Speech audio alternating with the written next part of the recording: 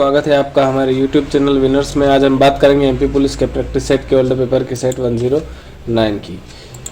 जैसा कि आप सभी को पता है कि प्रोफेशनल एग्जामिनेशन बोर्ड के हम पुलिस कांस्टेबल रिक्रूटमेंट टेस्ट के 2017 के ओल्ड पेपर सॉल्व कर रहे हैं।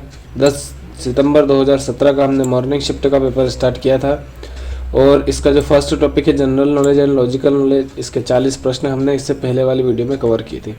हम इस वीडियो में इसके अगले टॉपिक के 30 प्रश्न कवर करेंगे। और यदि आप हमारे चैनल पर नए हैं तो प्लीज़ हमारे चैनल को सब्सक्राइब कर लीजिए। आपको वीडियो पसंद आ रही है तो वीडियो को लाइक कीजिए और वीडियो के बीच बीच में जो मैं आपसे क्वेश्चन पूछ रहा हूँ, क्वेश्चन के जवाब जो है कमेंट सेशन में ज़रूर दीजिए। और आप सभी को पता होना चाहिए कि आपके एडमिट कार्ड जो है वो आ चुके हैं, तो जल्द से जल्द आप अपने एडमिट कार्ड डाउनलोड कीजिए, देखिए कि आपकी एग्ज़ाम कब है और अपनी तैयारी जो है वो बाकी सारे काम छोड़कर केवल तैयारी पर आप ध्यान देना शुरू कर दीजिए। चलते हैं, हमारा टॉपिक है अगला mental ability and mental aptitude. इसके 30 प्रश्न हम यहाँ सॉल्व करेंगे। देखिए ये जो टॉपिक है यही सबसे ज़्यादा टफ पड़ता है हर व्यक्ति के लिए, mental ability and mental aptitude. चलिए शुरू करते हैं। हमारा फर्स्ट क्वेश्चन, स्मृति की आयु अपने पुत्र किरण की आयु से दोगुनी है। 8 वर्ष बाद उसकी आयु अपने पुत्र की आयु की 1 सही 3/4 होगी, तो किरण की आयु ज्ञात करनी है हमको। ठीक है ना, तो हम इसको x मानकर भी कर सकते हैं और इसको हम जो है वो ऑप्शन लेकर भी कर सकते हैं। तो स्मृति की हमको किसकी आयु ज्ञात करनी है? किरण की आयु। तो हम मान लेते हैं किरण की आयु क्या है, 16 वर्ष है। तो स्मृति की आयु क्या है, किरण की आयु से दोगुनी है, यानी कि स्मृति क्या हो जाएगी, 32 वर्ष, है ना, हमने माना है। अब अगर ये हमारा ऑप्शन सही है तो क्या होगा, हमारा जो सेकंड कंडीशन दे रखी है उसको ये ऑप्शन जो है वो सेटिस्फाई करेगा। तो सेकंड कंडीशन क्या दे रखी है कि 8 वर्ष बाद उनकी आयु, तो 8 वर्ष बाद इसकी आयु क्या हो जाएगी, 16 और 8 24 हो जाएगी, और इसकी आयु क्या हो जाएगी, 32 और 8 40 हो जाएगी।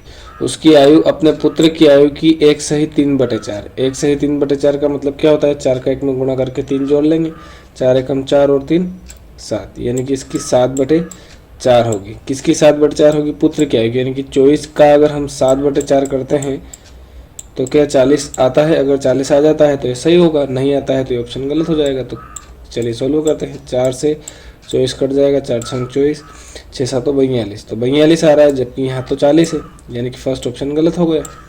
अब सेकेंड ऑप्शन लेंगे हम। सेकेंड ऑप्शन में मान लिया कि भाई किरण की आयु क्या है, 24 वर्ष है, तो स्मृति की आयु किरण की आयु की दोगुनी है, तो स्मृति की आयु क्या हो जाएगी, 24 दूनी 48 हो जाएगी। ठीक है, अब 8 वर्ष बाद, तो 8 वर्ष बाद क्या हो जाएगा, 24 + 8 क्या हो जाएगा, इसकी आयु हो जाएगी 32, और यहाँ पे इसकी आयु क्या हो जाएगी, 8 और 8 16 56। ठीक है ना, 8 वर्ष बाद जो है पुत्र की आयु की 1 सही 3/4, यानी वही 7/4 हमको करना है। तो 32 का 7/4 कर देते हैं। अगर 56 आ जाता है तो हमारा आंसर सही है। तो 4 8 32 और 8 7 56 आ रहा है, मतलब कि सेकेंड ऑप्शन जो है वही हमारा आंसर है। आप इसको x मानकर भी कर सकते हैं। एक और ख़ास बात कि यदि आपको यही विधि समझ में नहीं आई है और आपसे सवाल नहीं हो पा रहा है तो आप मुझे कमेंट करेंगे, तो मैं आपको किसी और विधि से सवाल समझा दूंगा। देखिए आपको सारे सवाल करने आने चाहिए। ऐसा नहीं हो कि आपको सवाल समझ में नहीं आया और इस सवाल को आप स्किप कर दे, तो ऐसा मत करना। चलिए चलते हैं, हमारा अगला प्रश्न है, नीचे दिए गए क्रम में अगली आकृति कौन सी आएगी। एक और खास बात, यदि हमारे चैनल पर नए हैं तो मैं हर वीडियो में जैसा कि आपको कहता हूं कि आपको क्या करना है, क्वेश्चन देखना है।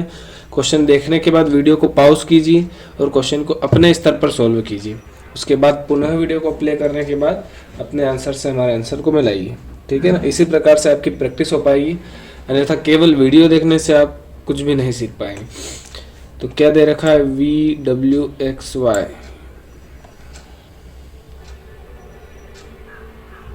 तो ये यहाँ पे आना चाहिए Z, सिंपल सी बात है। तो Z ऑप्शन में तो देना ही रखा है, Z की अपोजिट आकृति दे रखी, ये हमारा आंसर है। ठीक है ना, अब देखिए ये किस प्रकार से सीरीज चल रही है। ये V जो है ये मिरर आकृति है। V को अगर हम कांच में भी देखेंगे तो भी इसी प्रकार का भी हमको देखने को मिलेगा, और W जो है वो तो सही सीधी आकृति है। X फिर से मिरर आकृति हो जाएगी। मिरर मतलब वही कांच में देखेंगे, X को आप कांच में देखेंगे तो ये इसी प्रकार से दिखेगा। और तो यहाँ पे भी क्या आनी चाहिए, जेड की मिरर आकृति आनी चाहिए। तो जेड की मिरर यानी कि जेड को जब आप आंच में देखोगे तो इस प्रकार से वो दिखेगा। तो सेकंड ऑप्शन हमारा आंसर है। चलते हैं हमारा अगला प्रश्न। यहाँ भी वही है, नीचे दिए गए क्रम में अगली आकृति कौन सी आएगी, तो ये आपको सोल्व करना है। और देखिए मैं आपको पूरे चारों ऑप्शन दिखा देता हूँ, ठीक है ना, देख लीजिएगा। वैसे तो आप बिना ऑप्शन देखे सॉल्व करेंगे तो वो आपके लिए ज़्यादा सही है, ठीक है। चलते हैं हमारा अगला प्रश्न। अगर आप फिर भी वो कोई क्वेश्चन में आपको कोई भी समस्या है तो आप मुझे कमेंट करके बता सकते हैं कि सर यहाँ हमको ये समस्या हो रही है, तो हम पूरी कोशिश करेंगे आपकी समस्या दूर करने की। अगला क्वेश्चन है हमारे पास, 4 अंकों की सबसे बड़ी संख्या और 5 अंकों की सबसे छोटी संख्या का गुणनफल क्या होगा। तो 4 अंकों की सबसे बड़ी संख्या होती है 99 और फिर से 9, 4 बार 9 लिख देंगे, 4 अंकों की सबसे बड़ी संख्या आ जाएगी। और 5 अंकों की सबसे छोटी संख्या, 5 अंकों की सबसे छोटी संख्या हो जाएगी 1 0 0 0 0। ये हो गई 5 अंकों की सबसे छोटी संख्या। इन दोनों का गुणा करना है, मतलब इस संख्या के पीछे हम क्या लगा देंगे, 4 0 लगा देंगे। तो 4 9 के पीछे 4 0 वाला ऑप्शन कौन सा है वो देख लीजिए, 1 2 3 4, ये थर्ड ऑप्शन जो है वो हमारा आंसर हो गया। चलिए चलते हैं हमारा अगला प्रश्न। जूता कंपनी अपने 190.50 रुपये प्रति जोड़ी की लागत वाले 50 जोड़ी जूते 10,000 रुपये में बेचती है। मतलब कि एक जोड़ी की लागत जो है 190.50 रुपये है। तो 50 जोड़ी जूतों की लागत क्या होगी, तो हम 50 का गुणा कर लेते हैं। तो कर लीजिए, 50 का 25,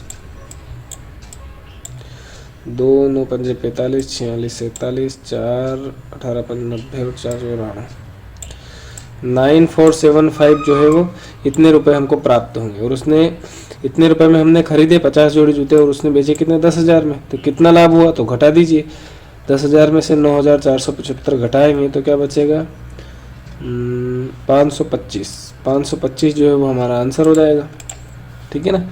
चलिए चलते हैं हमारा अगला प्रश्न। 10 वर्ष पहले श्यामलाल की आयु रामलाल की आयु की 5 गुनी थी। ये उसी प्रकार का प्रश्न है जैसा कि मैंने अभी आपको ऊपर करवाया। तो आप इसको इसी प्रकार से ऑप्शन से कर सकते हैं, चाहे तो एक्स मानकर भी कर सकते हैं। अगर आपसे नहीं होता है तो भी मुझे कमेंट कीजिए कि सर ये क्वेश्चन नंबर 6 जो है वो आप करवा दीजिए, तो मैं आपको ये ज़रूर करवा दूंगा। चलते हैं हमारा अगला प्रश्न, 7वां प्रश्न है। 120 मीटर लंबाई वाली 2 रेलगाड़ियाँ, मतलब दोनों रेलगाड़ियों की लंबाई क्या है, 120 है।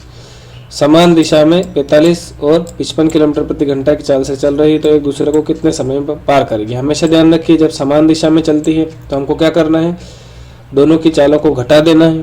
और अगर वो विपरीत दिशा में चलती तो हमको क्या करना था, दोनों चालों को जोड़ देना था। ये चीज़ आप हमेशा याद रखिए। यहाँ समान दिशा में चल रही थी तो दोनों की चालों को घटा देंगे।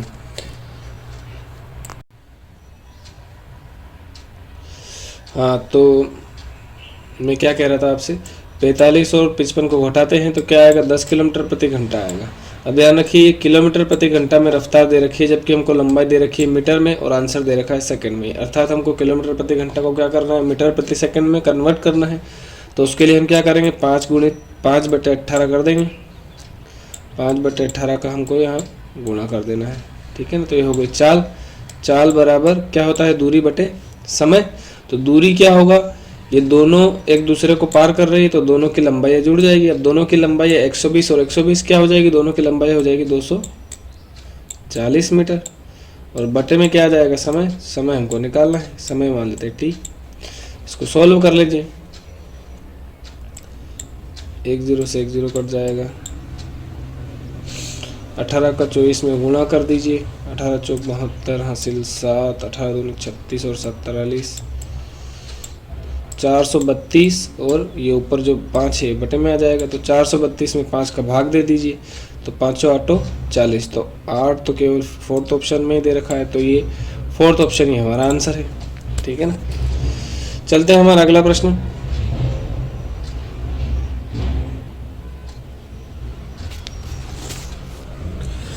हमारा 18वां प्रश्न है, 3283 में से वह कौन सी छोटी संख्या घटाई जाए कि परिणामी संख्या 23 से पूर्ण रूप से विभाजित हो जाए। तो हमको क्या करना है, 23 का इसमें भाग दे देना है और जो शेषफल आएंगे वो हमारा आंसर हो जाएगा। ठीक है ना, तो भाग दे दीजिएगा 23 का 3283 में। चलिए मैं ही एक क्वेश्चन करके बता देता हूँ ये वाला। अब देखिए इस प्रकार से क्वेश्चन आप जो देख रहे हैं वीडियोज़ में, इनसे आपको क्या लगता है कि आप जो कोचिंग इंस्टीट्यूट में या कहीं भी अदर पढ़ रहे हैं तो वहाँ पे इस प्रकार के क्वेश्चन आपको करवाए जाते हैं क्या? नहीं करवाए जाते हैं। क्यों? वो आपको ट्रिक बताते हैं और ट्रिक वाले क्वेश्चन तो मुझे नहीं लगता है, मुश्किल से 2-4 क्वेश्चन आते होंगे। 2-4 क्वेश्चनों के लिए आपको पता नहीं कितनी ट्रिकें याद करनी पड़ती हैं। तो इसलिए आप बेसिक से कीजिए, बेसिक से मैं आपको करवाता हूँ। बेसिक से करेंगे तो आपको कुछ भी नया याद करने की ज़रूरत नहीं है। क्वेश्चन घुमा के पूछेगा तो भी कोई समस्या नहीं है।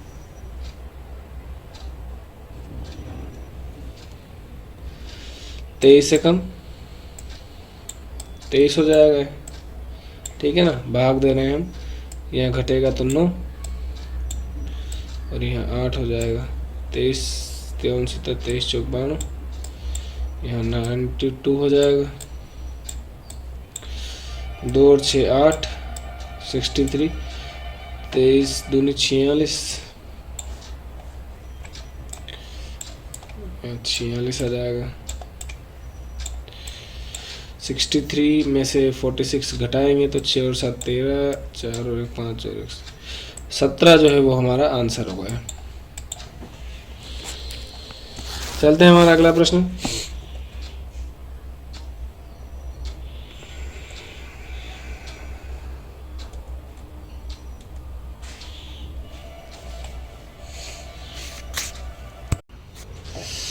चलिए दोस्तों,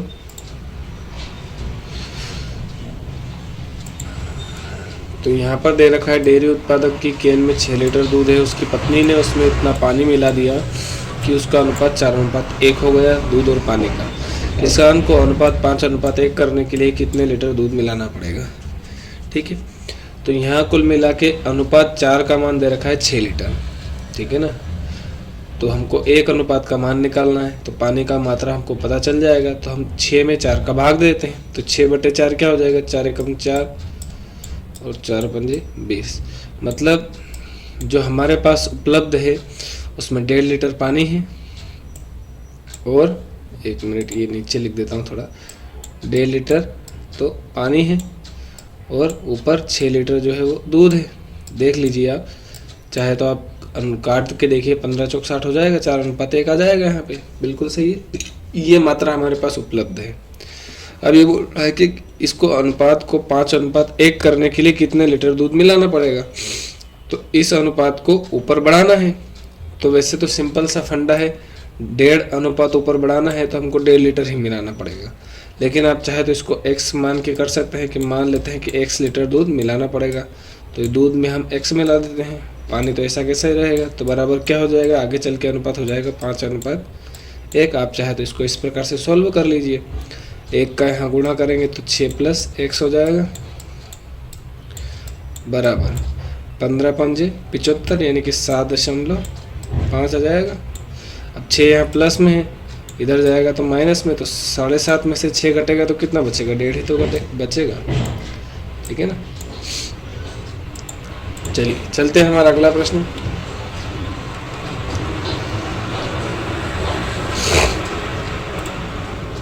एक व्यक्ति ने 6,000 रुपये का सामान खरीदा, उसे 10% की छूट मिली। उसने 6% बिक्री कर भुगतान किया, उसके द्वारा भुगतान किए जाने वाली राशि बताइए। तो 6,000, ये तो बहुत ही बेसिक सा प्रश्न है, आपको परसेंटेज बेस्ड क्वेश्चन है। 10% की छूट है तो 10 घटा दीजिए, 100 में से क्या बचेगा? 90%, उसको पे करना है, यानी कि 90/100 हो गया। गुणित यहाँ उसे 6% का बिक्री कर भुगतान करना पड़ा, यानी कि 100 में आप 6 जोड़ दीजिए, 106/100 हो जाएगा यहाँ पे। तो यहाँ 2 0 से 2 0 कट जाएंगे और यहाँ भी 1 और ये दोनों 0 से दोनों 0 कट जाएंगे। आपको बस गुणा करना है, 9 की 54 का गुणा 106 में आप कर दीजिएगा, तो जो भी आएगा वो आपका आंसर आ जाएगा।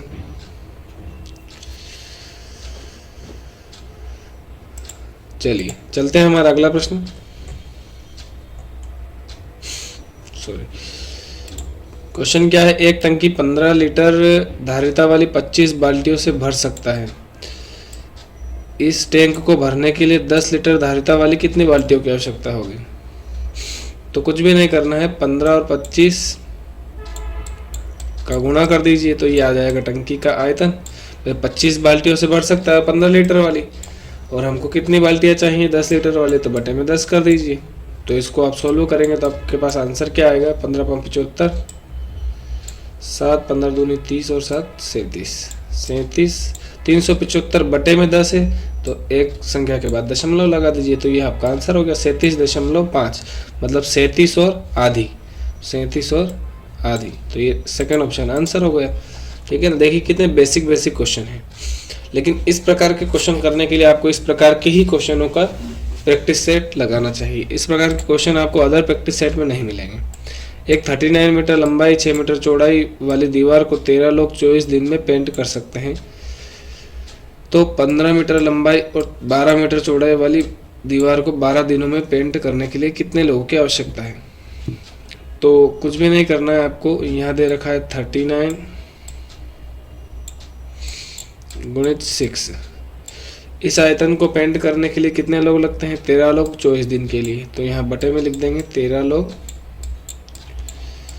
24 दिन के लिए। तो ये अनुपात किसके बराबर होना चाहिए? जो यहाँ हमको चाहिए उसके। 15 मीटर लंबाई और 12 मीटर चौड़ाई है, तो यहाँ 15 मीटर लंबाई गुणित 12 मीटर चौड़ाई कर लेते हैं, बराबर 12 दिन है हमारे पास, तो ये 12 में 12 दिन हो जाएंगे। अब कितने लोग चाहिए वो पता नहीं है, तो उनको x लिख दीजिए, x का मान निकाल लीजिए। या 12 से 12 कट जाएगा, 6 से 24 हो जाएगा, 6 चौक 24। ठीक है, इसको हमको सोल्व कर लेना है और जो भी आंसर आएगा वो हमारा आंसर हो जाएगा। ठीक है ना, x का मान निकाल लीजिएगा। चलते हैं हमारा अगला प्रश्न। ये भी जो दे रखा है 84 का 128.57% प्लस 48 का 262.5%, 47 का 22.22% किसके बराबर होगा? कैलकुलेशन बेस्ड क्वेश्चन है। ऑप्शन दे रखे हैं, फर्स्ट ऑप्शन है 230, सेकंड है 210, थर्ड है 220 और फोर्थ ऑप्शन है 240। तो इसको आप कीजिएगा, कमेंट सेशन में आंसर बताइएगा। बस ये तो आपको कैलकुलेशन करनी है, इसमें कुछ भी नहीं करनी है। अगला प्रश्न है कार्य और दिवस वाला। ए और बी एक काम को 30 दिनों में कर सकते हैं, बी और सी उस काम को 24 दिनों में, और सी और ए उस काम को 20 दिनों में कर सकते हैं। वे सब मिलकर 10 दिन कार्य करते हैं और फिर बी और सी काम छोड़ देते हैं, तो काम समाप्त करने के लिए ए को कितने दिन लगेंगे? आप क्या करना है, ए बी और सी का काम निकालना है और उसके अनुसार जिसके क्वेश्चन में कह रहा है उसके अनुसार आपको जमा के इसका आंसर निकाल लेना है। अगर आप नहीं कर पाते हैं तो मुझे कमेंट करके बताइएगा, मैं क्वेश्चन नंबर 15 आपको अलग से करवा दूंगा। और अगर आप कर लेते हैं तो बहुत अच्छी बात है, कमेंट सेशन में आंसर जरूर दीजिएगा। चलिए चलते हैं हमारा अगला प्रश्न। यदि 11 संतरे 10 रुपये की दर पर खरीदे गए तो उनमें से 10 संतरे 11 रुपये की दर पर बेचे गए, तो लाभ प्रतिशत बताइए। इस प्रकार का जो प्रश्न है वो तो बहुत ही सरल रहता है। क्या हो रहा है, या तो फिर आप इसको डायरेक्ट भी कर सकते हैं, ठीक है ना, और नहीं भी करना चाहे तो आप इसको मान लीजिए कि 11 संतरे 10 रुपये की दर से खरीदे गए हैं। ठीक है, तो हमको क्या करना है, इन दोनों का गुणा करके संतरे मान लेने हैं, या इन दोनों का एलसीएम करके संतरे मान लेने हैं, अगर आप मान के करना चाहें तो। जैसे कि हमने मान लिया कि 11 संतरे 10 रुपये में, तो हमने मान लिया 110 संतरे जो है वो हमने खरीदे हैं।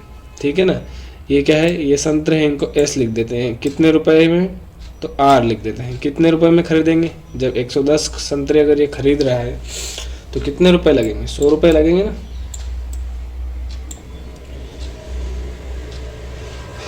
इसी प्रकार से अब वो जो बेच रहा है वो क्या है, 10 संतरे बेच रहा है, तो हमको 110 संतरे, ये संतरे तो सारे बेचने हैं ना, 110 संतरे बेचने हैं, तो कितने रुपए लगेंगे, तो 11 का गुणा कर दीजिए।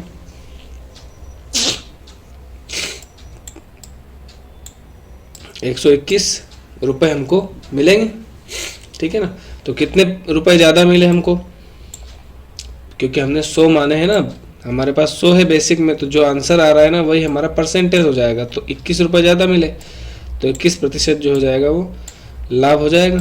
ठीक है ना, कितना आसान सा सवाल है। चलिए चलते हैं हमारा अगला प्रश्न। 20 विद्यार्थियों की कक्षा में 20 लड़कियों की आयु का औसत 20 वर्ष है। एक नई 20 वर्ष की छात्रा क्लास में आती है तो कक्षा की आयु का नया औसत क्या होगा। तो मैंने आपको इस प्रकार का प्रश्न एक बार पहले भी बताया था कि यदि जो औसत है उसी उम्र का कोई भी सम्मिलित होता है तो उस औसत में कोई भी फर्क नहीं पड़ेगा। तो यहाँ पर आंसर 20 वर्ष का 20 वर्ष ही रहेगा। ठीक है ना, चलिए चलते हैं हमारा अगला प्रश्न। 4 लगातार सम संख्याओं का औसत 45 है तो उनमें से तीसरी संख्या ज्ञात कीजिए। तो मैंने आपको कहा था कि सम संख्याओं का औसत दे रखा है तो इसमें एक कम कर लीजिए और एक बढ़ा लीजिए। इन दोनों का औसत 45 आएगा। अब 4 संख्याएं निकाल लीजिए तो इनमें एक और कम कर लेंगे, यहाँ 42 और यहाँ एक बढ़ा लेंगे 48। ये हमारे पास 4 संख्याएं आ गई। अब ध्यान रखिए मैं यहाँ बोल रहा हूँ एक कम कर लीजिए, लेकिन मैं 2 कम करके बोल रहा हूँ, 2 कम करके लिख रहा हूँ। ऐसा क्यों? क्योंकि वो बोल रहा है कि सम संख्या है, तो सम तो 44 से पहले वाली 42 से सम होगी ना, 43 तो सम हो नहीं सकती, इसलिए मैंने 42 लिखा है, 44 लिखा है, 46 लिखा है और 48 लिखा है। ये ध्यान रखिएगा आप। अब ये जो भी पूछ रहा है वो आप बता दीजिए। अगर पहली पूछता तो पहली बता देते, दूसरी पूछता तो दूसरी, तीसरी पूछी है इसने तो तीसरी हो जाएगी 46। ठीक है ना, चलिए चलते हैं हमारा अगला प्रश्न।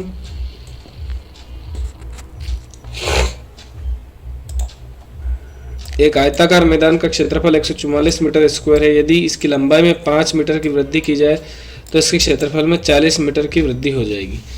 तो 40 मीटर स्क्वायर की वृद्धि हो जाएगी तो लंबाई ज्ञात कीजिए। तो बहुत ही सरल है, इसको आप कर लीजिएगा। इसमें आयत के क्षेत्रफल का फॉर्मूला लगेगा। आयत का क्षेत्रफल होता है लंबाई गुणित चौड़ाई। नहीं कर पाए तो मुझे कमेंट करके बताइएगा, मैं आपको करवा दूंगा। अगला प्रश्न है, ये भी बेसिक सा प्रश्न है। b माइनस ए बराबर दे रखा है 4, 2a प्लस 2b बराबर 12 दे रखा है। इसको आप हल कर लेंगे तो a और b का मान आ जाएगा। ठीक है ना, देखिए यहाँ तो आप a 2 से भाग दे दीजिए तो ये इक्वेशन बन जाएगी a प्लस b बराबर 2 छंग 12, 2 का भाग दे दिया। अब b माइनस ए ये है, b a प्लस b ये है, दोनों इक्वेशनों को जोड़ दीजिए तो a से कट जाएगा। तो 2b बराबर क्या हो जाएगा, 4 और 6 10, तो b बराबर हो जाएगा 5।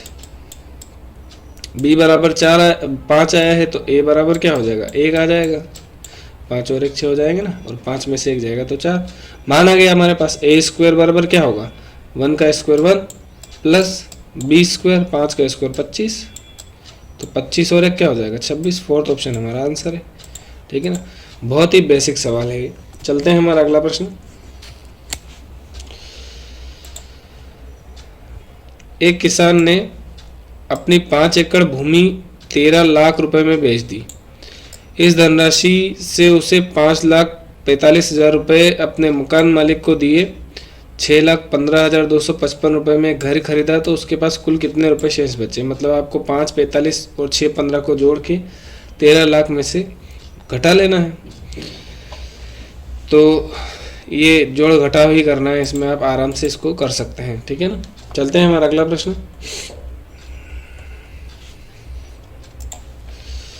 दो संख्या 4:5 के अनुपात में है। यदि उन दोनों संख्याओं में से प्रत्येक से 2 घटा दिया जाए तो उनका अनुपात 3:4 हो जाता है। इस प्रकार का एक प्रश्न भी मैंने इसी वीडियो में आपको स्टार्टिंग में करवाया था, तो ये आप कर लीजिएगा आपके स्तर पे। ठीक है ना, चलते हैं हमारा अगला प्रश्न। औसत निकालना है, बहुत ही सरल प्रश्न है ये भी। औसत निकालने के लिए क्या करते हैं हम, इन सबको जोड़ के कितनी संख्या है 1 2 3 4 5 6, 6 का भाग दे देंगे। तो इन सबको जोड़ लीजिएगा और 6 का भाग दे दीजिएगा। वैसे तो बहुत सरल है, मैं भी जोड़ देता हूँ इनको। 4 और 4 8, 8 और 4 12, 42, 426 हो रहा है। 426, अरे एक मिनट सॉरी गलत हुआ है जोड़ने में, है ना। 40 और 40 80 हो जाएगा।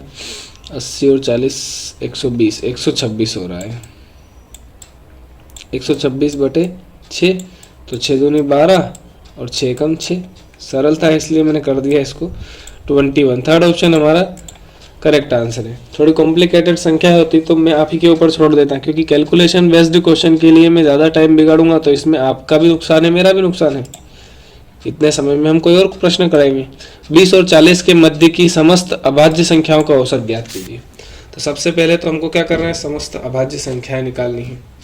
तो निकाल लीजिएगा। अभाज्य संख्याएं कौन सी है, एक तो 23 हो जाएगी, ठीक है ना, एक 29 हो जाएगी, एक 31 हो जाएगी, एक 37 हो जाएगी, ठीक है ना। ये चारों ही अभाज्य संख्याएं हैं, तो इनका औसत आप निकाल लीजिएगा।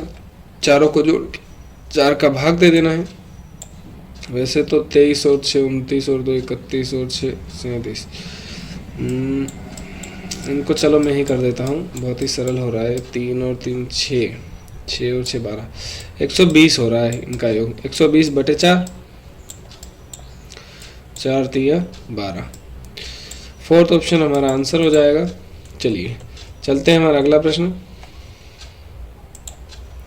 ये भी मिश्रण का प्रश्न है, तो ये आप आराम से कर लीजिएगा। इस प्रकार का एक प्रश्न मैं ऊपर करवा चुका हूँ। नहीं हो पाता है तो मुझे बता दीजिएगा कि सर 25 नंबर क्वेश्चन जो है वो आप करवा दीजिए, तो मैं करवा दूंगा। चलिए चलते हैं हमारा अगला प्रश्न। चलिए दोस्तों, हमारा पास अगला प्रश्न है। 2 वर्ष पहले ए की आयु बी की आयु की आधी थी। दोनों की वर्तमान आयु का अनुपात 3:4 है, तो दोनों की वर्तमान आयु का योग क्या होगा। बहुत ही सरल प्रश्न है। इस प्रकार इसने क्या दे रखा है, आयु का अनुपात दे रखा है 3 और 4, ठीक है ना।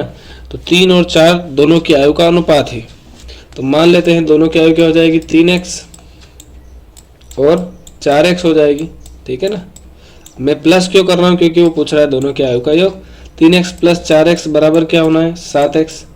मतलब हमारे पास जो भी आंसर आएगा उसका गुणनखंड क्या होना चाहिए, 7। तो चारों ऑप्शन में से आप देखिए किस में 7 का भाग जा रहा है। केवल 35 ही ऐसा ऑप्शन है जिसमें 7 का भाग जा रहा है। 7 पंजे 35, 30 में नहीं जाता है, 20 में भी नहीं जाता है और 18 में भी नहीं जाता है। तो हमको हल करने की भी आवश्यकता नहीं है, हम इस प्रकार से थोड़ा सा दिमाग लगा के भी आंसर निकाल सकते हैं। सेकेंड ऑप्शन हमारा आंसर हो गया। चलते हैं हमारा अगला प्रश्न।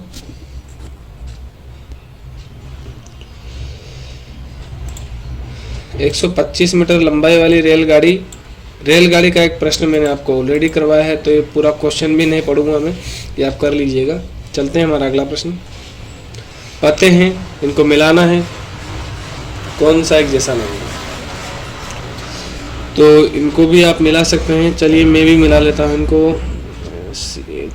देखिए इस प्रकार के क्वेश्चन बहुत सारे क्या करते हैं, बहुत सारे क्या, मैं भी अधिकतर जब स्टार्टिंग में तैयारी कर रहा था तब मैं भी सोचता था कि ये तो हम वहीं पे कर लेंगे। तो देखिए इनकी प्रैक्टिस आप करेंगे ना, तभी आपको वहाँ कम से कम समय लगेगा। ऐसा नहीं कि आपको प्रश्न आते हैं नहीं आते हैं, उससे ज़्यादा भी ज़रूरी ये होता है कि आपने उस प्रश्न का कितना अभ्यास किया है। आप जितना ज़्यादा अभ्यास करेंगे ना, उतने अच्छे नंबर आपके और उतने कम समय में आप कर पाएंगे। तो इसलिए इस प्रकार के क्वेश्चन आने के बाद स्किप मत कीजिए, इनको भी कीजिए, ठीक है ना। कंपलसरी डेली कीजिए। तो मिलाते रहते हैं, ये मेन पता है, मेन पते से मिलाते हैं हम। मैं भी मिलाता हूँ, आप भी मिलाइए। फर्स्ट ऑप्शन CHAELWTTS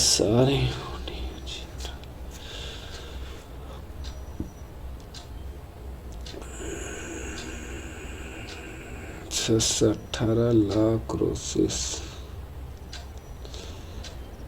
सेंट फ्रांस। मेरे हिसाब से तो पहला सही है। तो इस प्रकार से हम पहले से दूसरा मिलाएंगे, क्योंकि पहला सही है, ठीक है ना। देखिए वहाँ कंप्यूटर स्क्रीन पर भी आपको इसी प्रकार से पूरा क्वेश्चन नहीं दिखेगा। यूं मत सोचिए कि यहाँ सर ही नहीं दिखा रहे हैं, वहाँ भी नहीं दिखेगा आपको।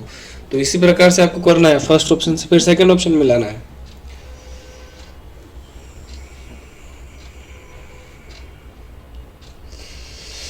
फर्स्ट ऑप्शन सही था तो फर्स्ट से सेकंड मिला रहा हूँ। GAULLEZI।